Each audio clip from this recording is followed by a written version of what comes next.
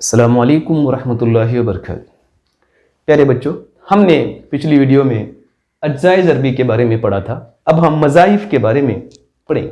मज़ाइफ उन तमाम अदाद को कहते हैं जो दिए गए अदद से मुकम्मल तौर पर तकसीम होते हैं। वो तमाम अदाद जो दिए गए अदद से मुकम्मल तौर पर तकसीम होते हैं उस अदद के मज़ाइफ कहलाते हैं। चंद अदाद हम लेकर देखेंगे। एक है,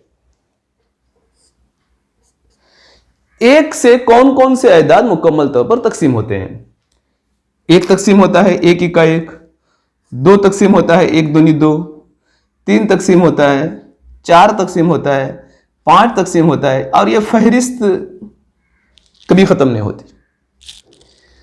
दूसरा अदद आप लेकर देखिए, दो। दो तकसीम करके देखिए, दो तकसीम दो, दो इक्का दो मुकम्मल तौर पर तकसीम होता है।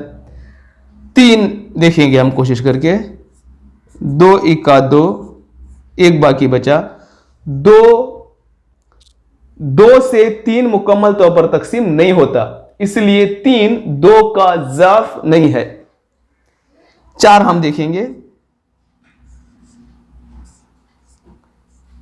दो से तकसीम करेंगे इसको, दो दूनी चार, सिफर बाकी बचा, यानी चार दो का ज़ाफ है। पांच देखेंगे, दो दूनी चार, एक बाकी बचता है। पांच दो से मुकम्मल तौर पर तकसीम नहीं होता है, इसलिए पांच दो का ज़ाफ नहीं है।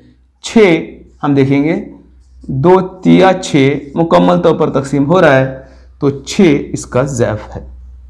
और यह सिलसिला कभी ख़त्म नहीं होता। मज़ाइफ वो अदाद हैं जो दिए गए अदद से मुकम्मल तौर पर तकसीम होते हैं। हमने अज्जाए ज़रबी और मज़ाइफ के बारे में पढ़ा।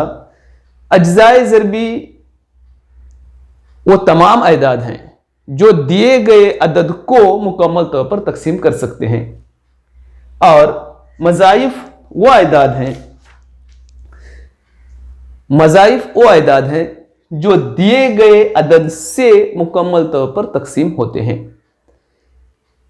अगली जमातों में आप इनको मज़ीद तफसील के साथ सीखेंगे और इनसे पैदा होने वाले मसाइल और इनके खुसूसियात के बारे में शशम जमात में हम लोग पढ़ेंगे। अस्सलामु अलैकुम वरहमतुल्लाहि वबरकातुहू।